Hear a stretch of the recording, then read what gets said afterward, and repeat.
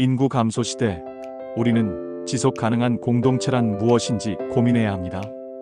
한때 활력이 넘쳤던 지역 사회가 쇠퇴하고 젊은 세대가 도시로 떠나면서 공동체의 미래에 대한 질문이 던져지고 있습니다. 과연 인구 감소는 피할 수 없는 숙명일까요? 아니면 우리에게 새로운 가능성을 제시하는 기회일까요?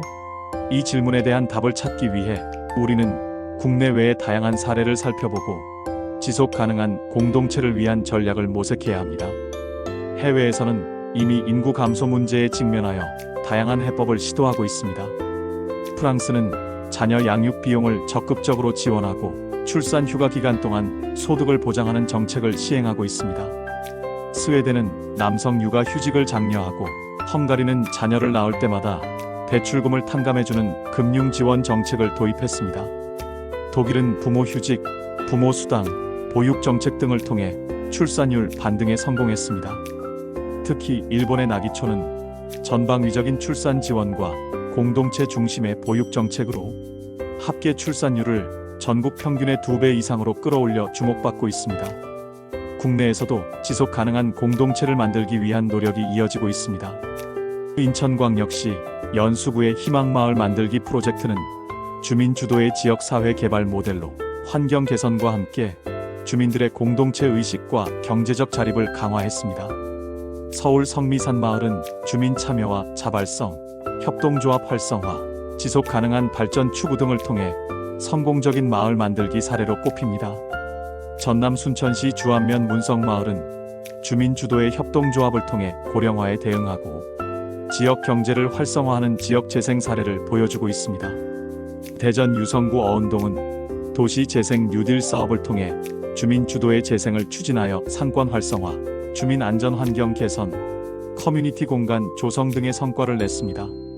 아산시 송악마을은 민관학 협력을 통해 농촌 공동체 활성화를 도모하고 익산시 성당면 회선마을은 공동경작 등을 통해 농촌 공동체의 성공 모델을 선보이고 있습니다. 그렇다면 지속 가능한 공동체를 구축하기 위한 핵심 전략은 무엇일까요?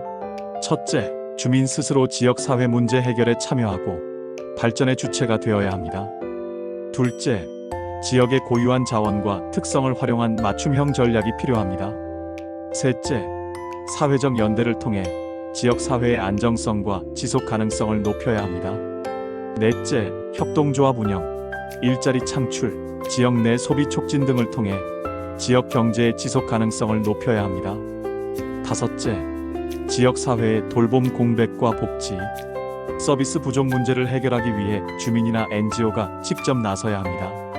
특례시와 인구 감소 지역 간 상생 협력을 통해 경제, 문화, 관광 등 다양한 분야에서 협력하여 지역 활성화 방안을 모색하는 것도 중요합니다.